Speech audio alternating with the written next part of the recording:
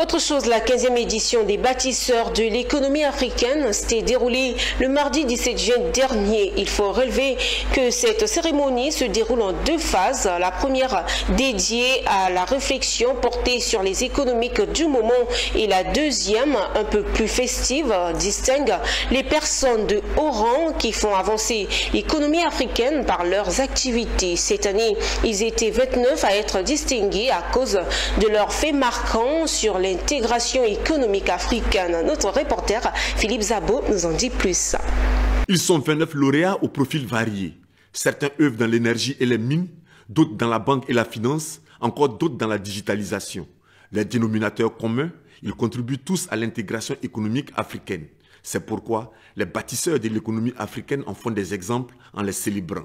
Une célébration motif de fierté. Alors l'intégration économique est une obligation aujourd'hui, ce n'est pas une option, c'est une obligation si on veut pouvoir se développer. Moi je suis dans le monde du numérique et cette intégration elle est déjà réelle. Et pour moi c'est un tremplin. La reconnaissance est un principe divin, mais la reconnaissance permet de galvaniser encore plus pour qu'on dégage plus d'énergie pour encore mieux faire. Et nous sommes très heureux d'avoir été distingués et d'avoir été comptés parmi ceux qui contribuent à bâtir la Côte d'Ivoire moderne et émergente et aussi à contribuer à bâtir l'économie africaine. Infinity Africa Group est un groupe qui a vocation d'être panafricain. Donc nous travaillons avec plusieurs États de la région, en Afrique de l'Ouest, Afrique centrale, Afrique australe.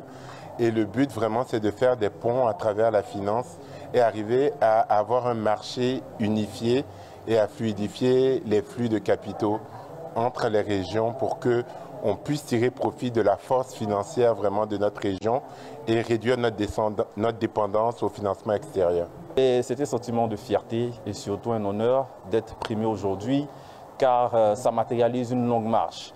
BMI a commencé à travailler depuis fort longtemps, à participer à tout ce qui est inclusion financière, digitalisation et dématérialisation des moyens de paiement et d'encaissement de l'État. La cérémonie honorant les bâtisseurs de l'économie africaine a été soutenue par le Premier ministre de Côte d'Ivoire, représenté par le ministre de la Transition numérique, qui a pleinement appuyé l'événement. C'est une impression de satisfaction et pour laquelle je vais remercier et féliciter le promoteur de cet événement, M. Lehoré, qui fait du bon travail depuis une bonne vingtaine d'années.